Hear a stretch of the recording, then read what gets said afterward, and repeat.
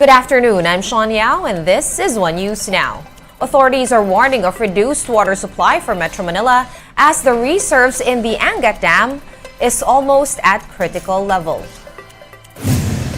As of 6 a.m. today, July 7, the water level in the dam is at 180.45 meters, or less than half a meter above the reservoir's minimum operating level of 180 meters.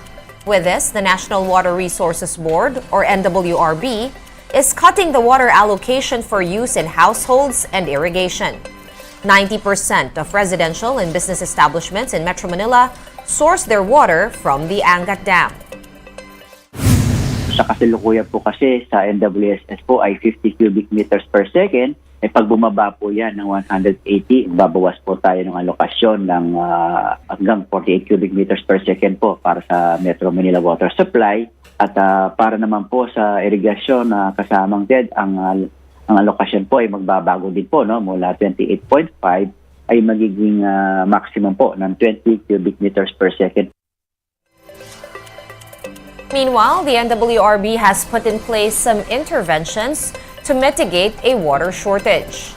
Aside from tapping deep wells, the agency is also looking at cloud seeding to enhance rains around the dam.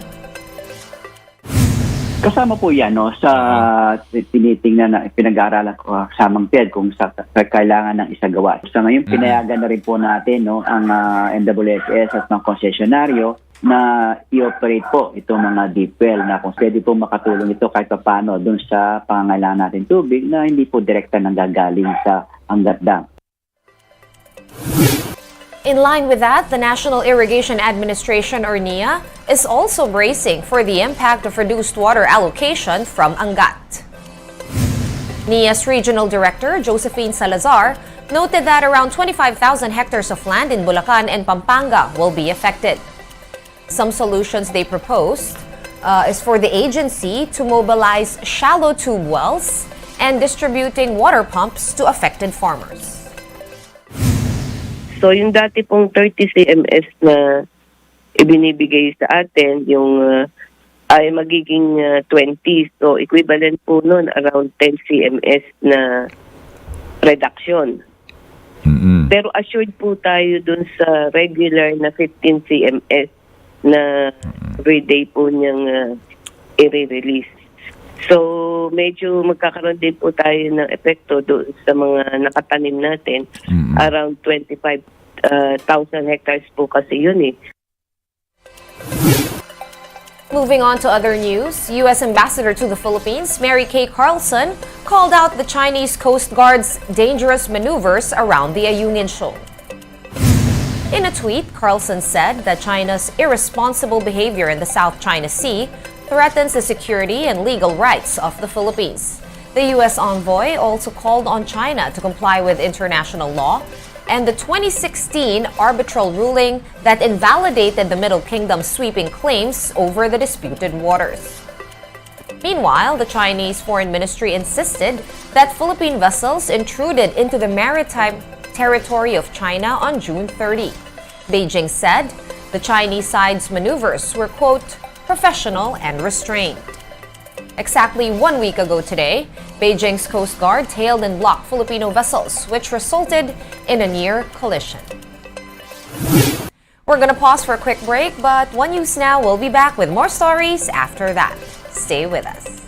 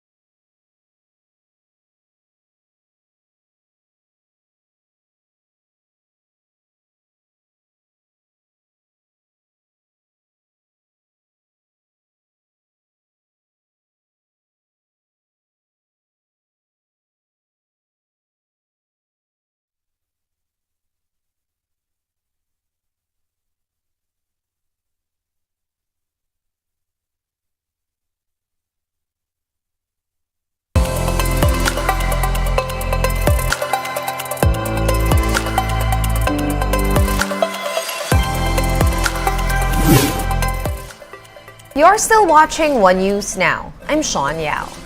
Twitter is reportedly suing Meta for its new Threads platform.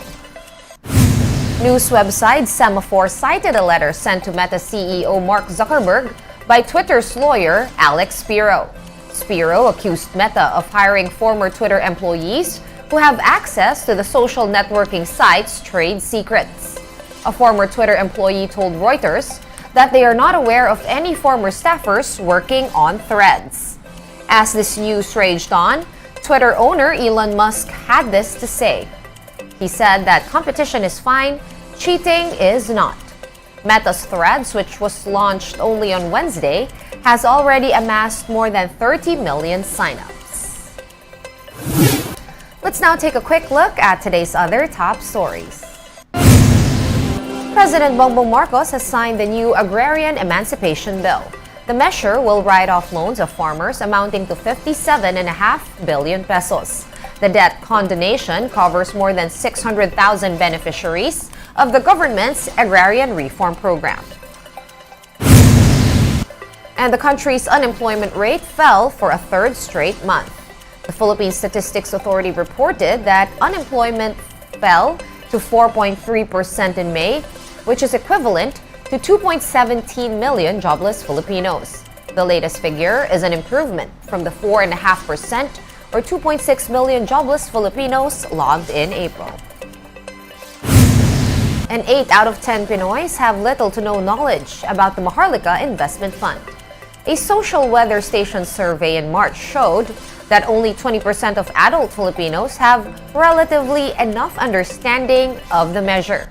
The MIF bill, which is up for President Bongbong Marcos' signature, will have an initial capital of 500 billion pesos from the Bangko Sentral, gaming revenues, and 2 government-owned banks.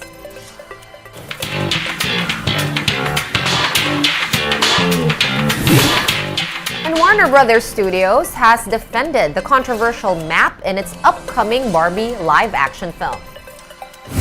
According to the studio, China's 9-dash line as seen in the movie has no intended significance and is just a, quote, whimsical, childlike crayon drawing.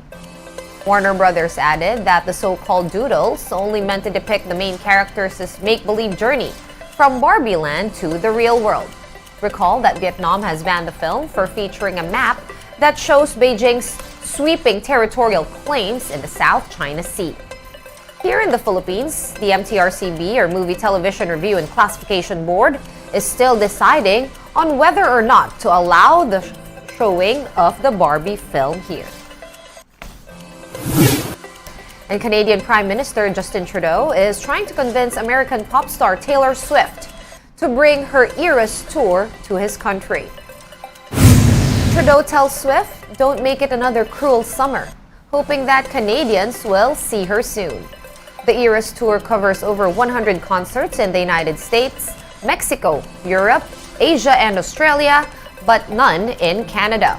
So far, Swift has earned $30 million from the tour, which has the potential to generate a whopping $4.6 billion in consumer spending in the United States alone.